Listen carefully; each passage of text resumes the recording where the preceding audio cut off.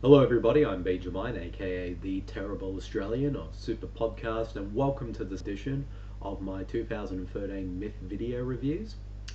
For this one, I will be reviewing the documentaries 20 Feet from Stardom and Valentine Road. So let's get right into it. Yep, I got my, as you've seen in my previous videos, I got my trusty MIFF program here, and I'll let you know what all both these films are about. First up, 20 Feet from Stardom. The backup singers who made great songs greater enhance the so, eh.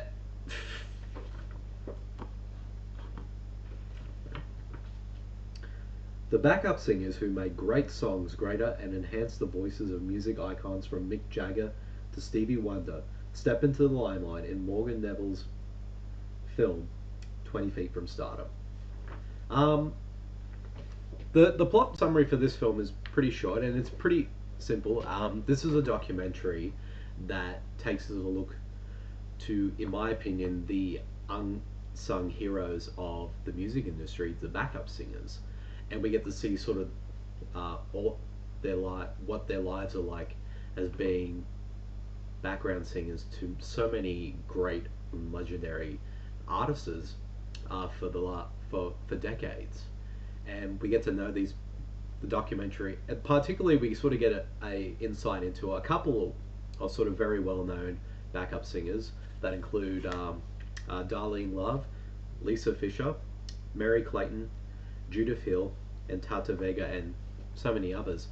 And the documentary explores the history of sort of backup singers over the last 4, 5, 6 decades, and as well as how the music industry, how much they played a big part in the music industry and to so many great songs. And we also get to know each of these singers and about their lives, their struggles as being backup singers, and some of those who have tried to sort of get out of the box of being a backup singer and to be, a major artist in their own right. Some of them sort of succeeded in some ways, others unfortunately didn't, and having to go back into being a backup singer. And I think this is a really entertaining documentary. I enjoyed it so much from beginning to end, and as well as it's very insightful, and as well as it's quite touching as well, as we sort of get into the sort of the lives of these different singers and how they sort of became who they are in the industry, and their highlights, their lowlights, and all the things in between. And the film has a great soundtrack, and each of the singers are amazing, and it astonishes me how on earth some of these singers have never been like huge famous artists in their own right. They're this amazing, and one in particular who was amazing was Lisa Fisher. She has an amazing voice. She's probably has one of the best voices I have heard in ever.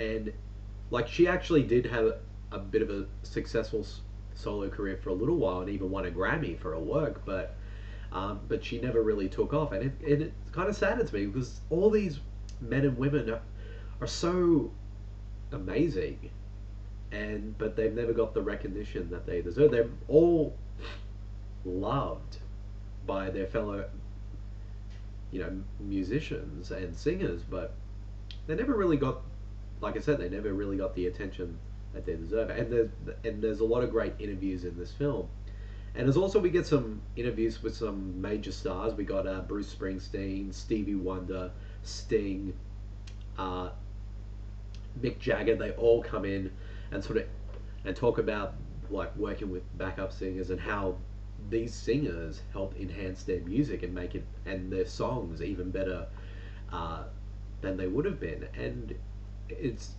just great. It's really nice to actually see a doco that acknowledges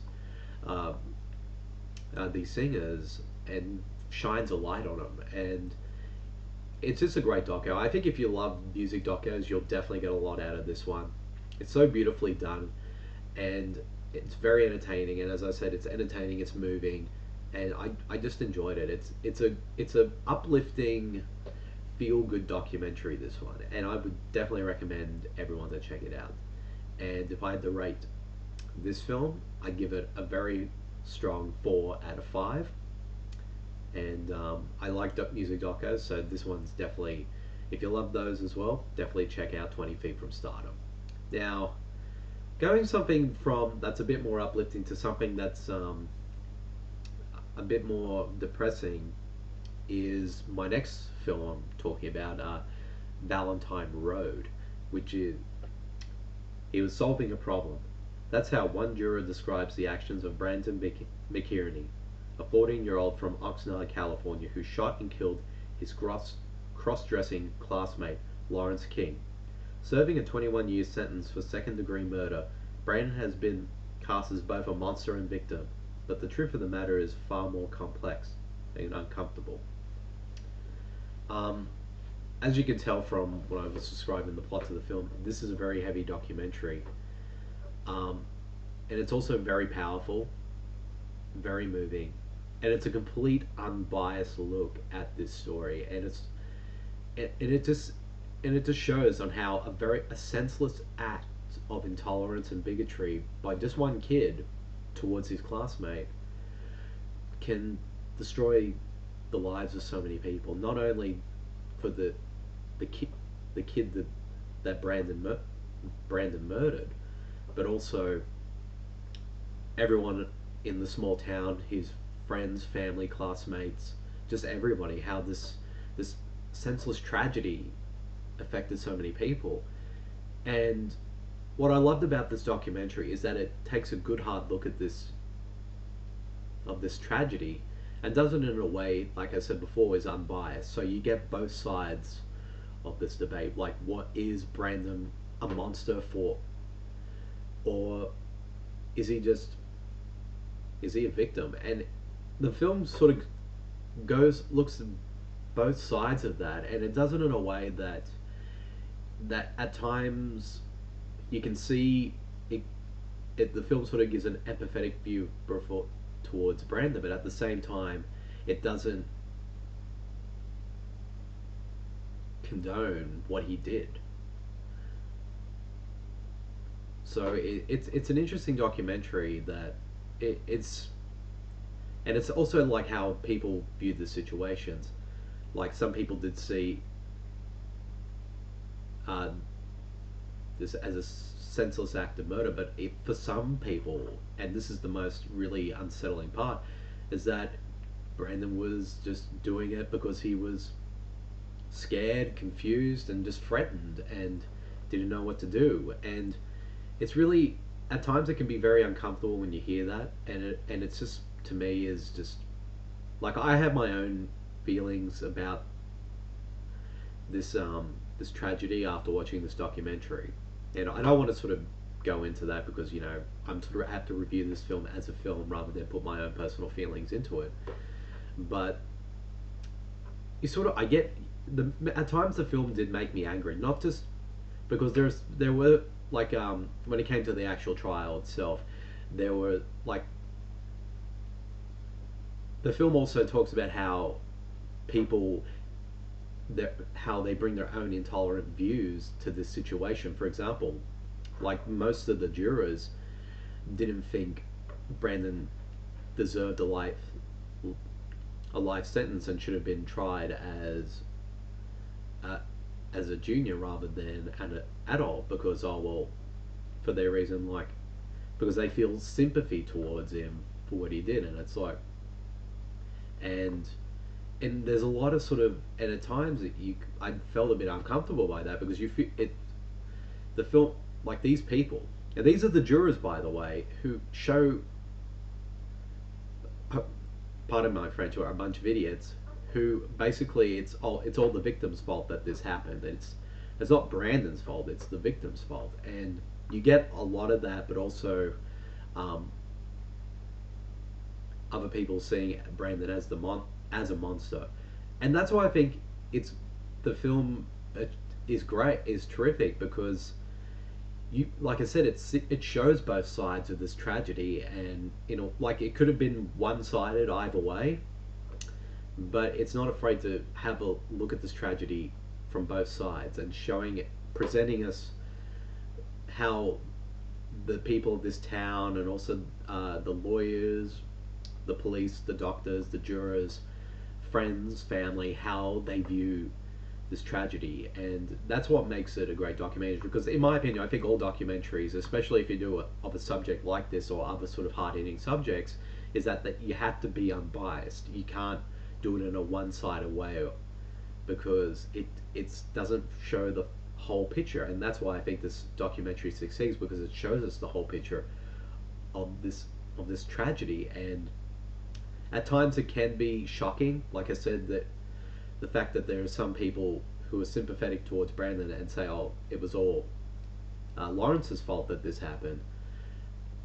Like that stuff is shocking, but also, could it also be is that since Brandon had a troubled childhood, maybe things would have been different if people sort of gave him the time of day. And so the film sort of explores all these different aspects in such a really compelling way, without judging, condemning, or condoning what happened. And that's why I think the film succeeds in that way, because it's a very even-handed, unbiased look at this situation. And it'll definitely be a film that I think a lot of people are going to have their own opinions about. Like, I have my own opinions about this case after watching this documentary, but it's definitely a film that's going to be, that a lot of people, it'd be interesting to discuss with a lot of people. So I have this, but overall, Valentine's Road is a terrific, amazing documentary that just shows, like, that we still live in a world where intolerance and bigotry and all that still exists. And but the fact that this type of stuff still exists in our world is very troubling. And the film delves into that and doesn't shy away at it at all. And it's a thought-provoking film, powerful and moving, and compelling. So it's a terrific film.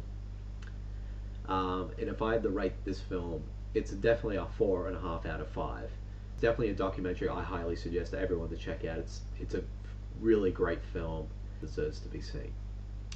That's the end of my 8th edition of my MIFF video reviews. Keep a lookout very soon for my 9th edition of my video reviews, in which I'll be reviewing the Sundance critical hit Fruitvale Station, and as well as the indie comedy Drinking Buddies. So keep a lookout for that one, and I'll see you all soon. See you, everyone.